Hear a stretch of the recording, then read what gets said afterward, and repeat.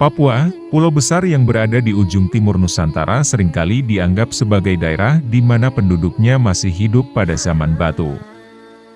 Kendati demikian, belum banyak diketahui, di daerah pesisir selatan Papua, tepatnya di Kampung Seran, Kaimana, Papua Barat, pernah berdiri sebuah kerajaan yang kemudian menjadi pusat penyebaran Islam di Papua.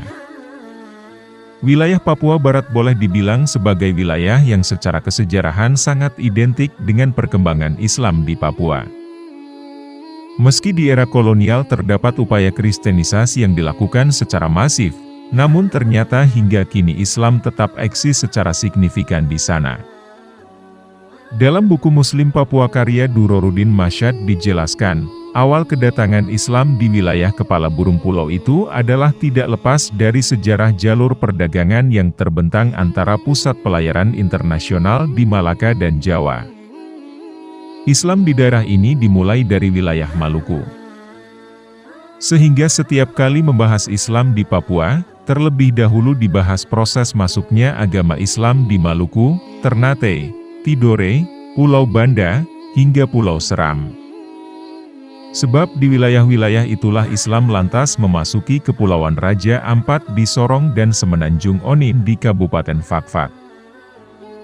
Kajian masuknya Islam di tanah Papua oleh seorang orientalis Inggris bernama Thomas W. Arnold didasarkan pada sumber-sumber primer dari Portugis, Spanyol, Belanda, dan Inggris.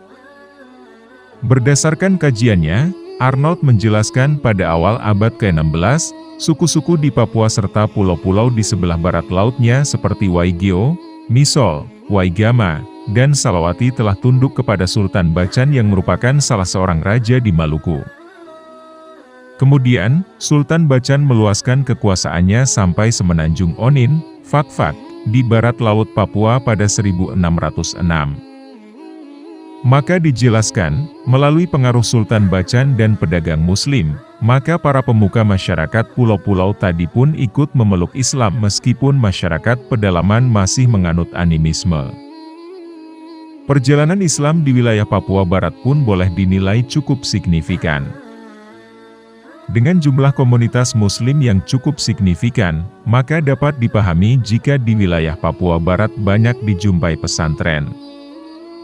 Dijelaskan pula Islam masuk ke wilayah Fakfak sekitar pertengahan abad ke-15. Hal itu bermula dari pengaruh Kesultanan Ternate dan Tidore sebagai basis Islamisasi di Indonesia Timur.